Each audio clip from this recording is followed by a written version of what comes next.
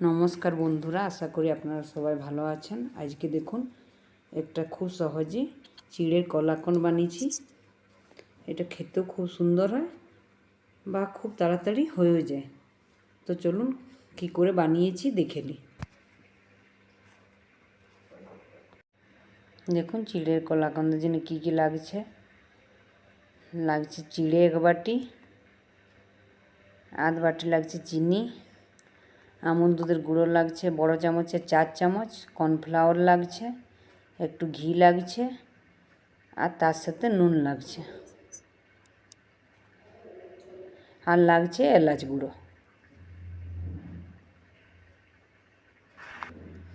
দেখুন আমি চিড়েটা ভালো করে ধুয়ে নেব। চিড়েটা একটু পাতলা চিড়ে নেবেন, বেশি মোটা চিড়ে নিলে ভালো হয় না। দেখুন দুবার এরকম করে করে ধুয়ে নেব পরিষ্কার করে। ধুয়ে নেওয়ার পরে আমি এর মধ্যে কিছুটা গরম দুধ দিয়ে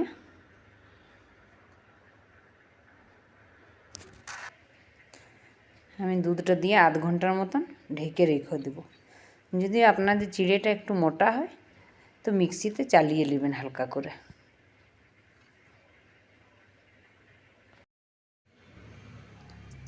আধ ঘন্টা হয়ে গেছে, দেখুন ঢাকাটা খুলে নিয়েছি।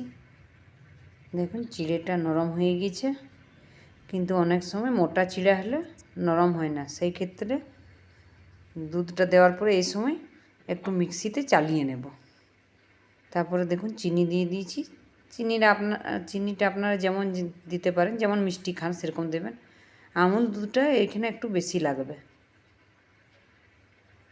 দুধটা দেওয়ার পরে এলাচ গুঁড়োটা দিয়ে দিয়েছি। আপনারা চাইলে এখানে ভ্যানিলা এসেন্সও দিতে পারেন। হ্যাঁ, হালকা করে নুন দেব। হ্যাঁ, তার সাথে 1 চামচ কর্নফ্লাওয়ারটা দিয়ে দেব। দেওয়ার পরে ভালো করে হাতের সাহায্যে চিপে চিপে করে মেখে নেব।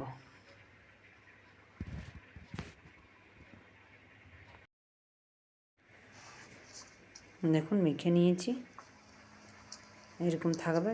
চিড়েটা কিন্তু খুব ভালো করে মাখতে হবে।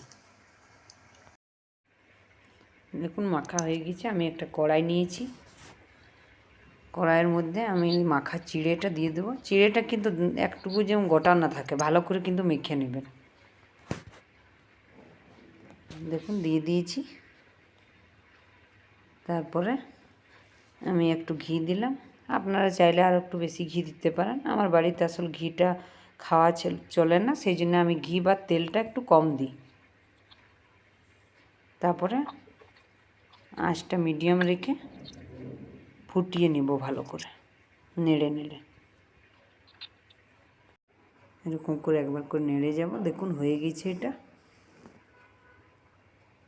এই সময় আঁচটা একটু বাড়িয়ে দেবেন, কিন্তু নেড়ে যাবেন না তো নিচে লেগে যেতে পারে। তারপরে দেখুন আমি একটা থালা নিয়েছি, থালাটা একটু ঘি ব্রাশ করে নিয়েছি, বা সাদা তেলও ব্রাশ করতে পারেন। তারপরে দেখুন এটা দিয়ে দিয়েছি। এরকমই দিবেন, কারণ ঠান্ডা হলে একটু শক্ত হয়ে যাবে। তারপরে আমি খুন্তির সাহায্যে বা চামচের সাহায্যে উপরটা প্লেন করে নেব। তারপরে এর মধ্যে আমি দিয়েছি আমন্ড কুচি আর কাজু কুচি। আপনারা চাইলে যে কোনো ড্রাই ফ্রুট এর মধ্যে দিতে পারেন। দেওয়ার পরে এটাকে আমি আধ ঘন্টা এরকম সেট হতে রেখে দেব। ফ্রিজে রাখার দরকার নেই, বাইরে রাখলেও হবে নর্মাল টেম্পারেচারে। দেখুন এরকম করে নেবেন। এটা খেতে খুব ভালো লাগে, একবার বানিয়ে দেখবেন।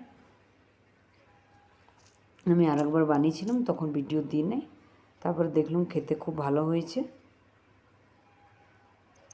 যদি আপনাদের এই রেসিপিটা ভালো লাগে একটা লাইক করবেন, সাবস্ক্রাইব করবেন, আর আমার ভিডিওটা পুরো দেখার অনুরোধ রইল। আপনাদের ভিডিওটা দেখার জন্যে অনেক অনেক ধন্যবাদ। ভালো থাকবেন।